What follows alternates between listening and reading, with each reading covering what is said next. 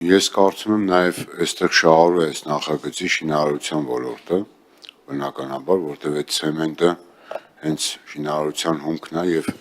հիմնական պահանջարկը ցեմենտի հենց ձևավորվում է այդ ոլորտում։ Շինարարության ոլորտը լավ օրեր չի, որ հիմա ապրում է ամենատարբեր պատճառներով եւ գործոններով, դրան չեմ ուզում անդրադառնամ։ Սա եւս, այսպես ասենք, առնվազն ապախթանող կամ ոլորտի գործը դժվարացնող կարգավորում է։ Հիմա հարցս հետեւյալն է, այսինքն դուք որպես էկոնոմիկայի նախարարություն այդ ամբողջ արժեշղթայի մեջ կարծում եմ դիտարկեք, որտեղ այդ ազդեցությունը միայն ցեմենտ ներկրողների, արտադրողների, տրանսպորտային կազմակերպություններին չի վերաբերում, այլ նաև կոնկրետ շինարարության ոլորտին եւ իր բոլոր շահառուներին, այդ թվում բնակարանաշինությունը առանձին եւ մնացած ուղղությունները։ Հիմա ինչ գնահատում, եթե արել եք, հուսով եմ արել եք, ինչպիսի գնահատում ունեք ազդեցություն եւ արդյոք քննարկել եք շինարարության ոլորտի դերակատարների հետ այս նախագծի հնարավոր ազդեցությունը կամ հետևանքը։ Շնորհակալ եմ հարցի համար։ Իհարկե քննարկում եղել այրանց հետ ու նաև գնահատում եղել։ Մենք եթե ի սկզբանե ասեմ, քանի որ սկզբից հենց դրա մասին խոսեցի, մենք չենք դիտարկում, որ ցեմենտի գինը պետք է բարձրանա կամ բարձրանա գոնե չենք դիտարկում, որ պետք է բարձրանա 6000 դրամ տարբերությամբ, այլ մենք ենթադրում ենք, որ պետք է այստեղ լինի ինքնարժեքի շահույթի, գեշահույթի կրճատման հաշվին, նաև որպեսզի մեր արտադրողները մրցակցային լինեն, որտեղ մեր արտադրողների գնի բարձրացում չի դիտարկվել, բայց ամեն դեպքում, եթե անգամ դիտարկենք, որ որոշակի գնի բարձրացում լինելու է, գնահատվել է ընդհանուր շինարարության վրա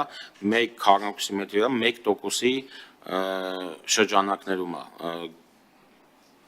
գնի բարձրացումը տեղի ունենում, որը կարծում եմ այդքան մեծ ազդեցություն չի ունենա, բայց ամեն դեպքում ես լիահույս եմ, որ ցեմենտի գինը չի բարձրանալու, այլ ստեղծելու է ինքնարժեքների համահարթեցում եւ առողջ մրցակցային պայմաններ։ Եվ երկրորդ հարցը արձագանքի հետ կապված, ես չնայած այդքան էլ չեմ կիսում ձեր տեսակետը, որովհետև փաստը վկայում է եւ գործնականում, որ նման նոր հարկային բեռ ավելացնելու պարագայում ըստ էության արագ ոչ թե շահույթն է նվազում, այլ ավելանում է գինը, վերցրեք տարբեր ոլորտներ էլ Հայաստանում այդպես է, իհարկե փոքր շուկա ունենք եւ այլն, բայց նաեւ ունենք որոշակի նաև, այսպես ասենք,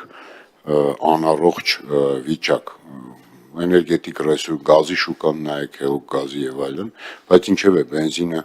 Հիմա երկրորդ հարցը վերաբերում է մենք Իրանի Իսլամական Հանրապետության հետ ունենք ԵԱՏՄ-ն, իհարկե, ունի ազատ առևտրի համաձայնագիր, որը գործադրվում է եւ բավականին էֆեկտիվ է Հայաստանի տնտեսության ռազմավարական կամ երկարաժամկետ զարգացման առումով, հիմա արդյոք նաև դուք քննարկում եք նման կարգավորումները մեր գործընկերների հետ Իրանի Իսլամական Հանրապետության, այնուամենայնիվ իրանց ցեմենտն է ներկրվում Հայաստան եւ այստեղ այո որոշակի զգուշավորություն եւ փոխգործակցություն անհրաժեշտ, իհարկե հայկական շահ առաջ մղելու առումով, բայց այնուամենայնիվ մենք լավ գիտենք, որ նման գործիքները կարան նաև դառնան հայլանման այլ ուղղություններով։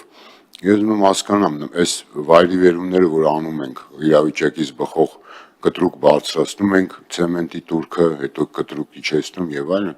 այս ինչպես է քննարկվում կամ ինչպես է այսպես կոմունիկացվում նաև Իրանի տնտեսության շահը ներկայացնող մեր գործընկերների հետ։ Շնորհակալություն։